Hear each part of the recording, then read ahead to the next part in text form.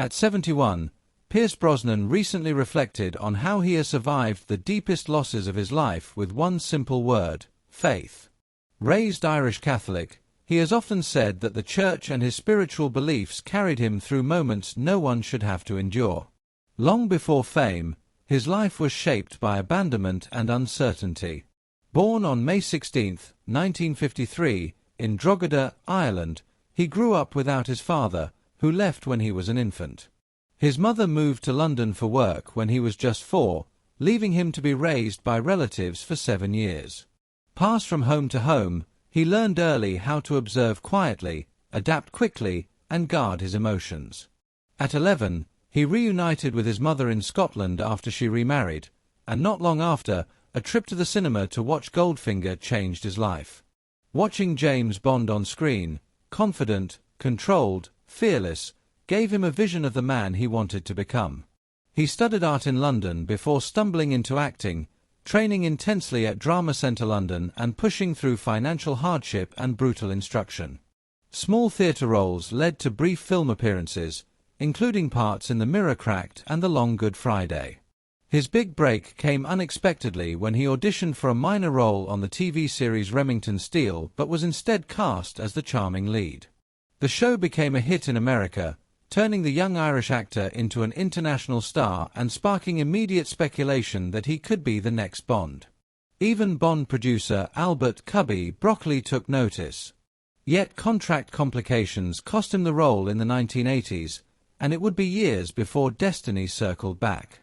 During this rising success, Pierce built a family with Australian actress Cassandra Harris, whom he married in 1980. He adopted her 2 children and together they welcomed a son. But in 1987, while he was working abroad, Cassandra was diagnosed with ovarian cancer.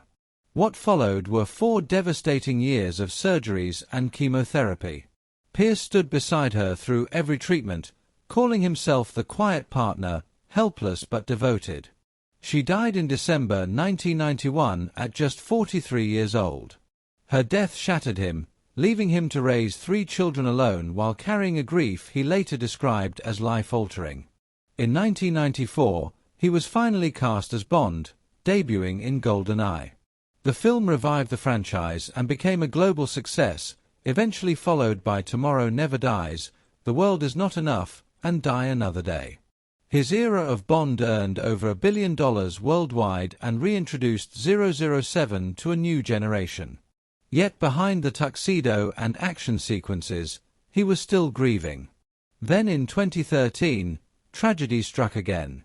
His daughter Charlotte Brosnan, whom he had adopted and raised as his own, died from the same inherited ovarian cancer at age 41, nearly the same age as her mother. Pierce publicly spoke about holding both his wife's and daughter's hands as the same disease took them, calling it a dark and repeating nightmare. Through it all, he found steady ground in journalist Keely Shaye Smith, whom he met in 1994 and married in 2001. Their relationship became his anchor through professional setbacks, including his abrupt dismissal from the Bond role in 2004 and personal grief. Together they built a blended family and have remained united through public scrutiny, loss, and the struggles of his son Christopher, who battled addiction for years.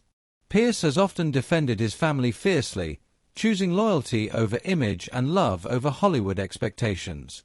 Today, beyond his film career, including roles like Dr. Fate in Black Adam, Pierce has turned pain into purpose. He has advocated for ovarian cancer awareness, supported global humanitarian causes as a UNICEF ambassador, and spoken out on environmental issues. When asked how he deals with loss, he returns to faith, not just religious faith, but faith in love, in resilience, in family, and in continuing forward even when the battle cannot be won. The man who once played the world's most unshakable spy has faced enemies far more ruthless than any villain on screen.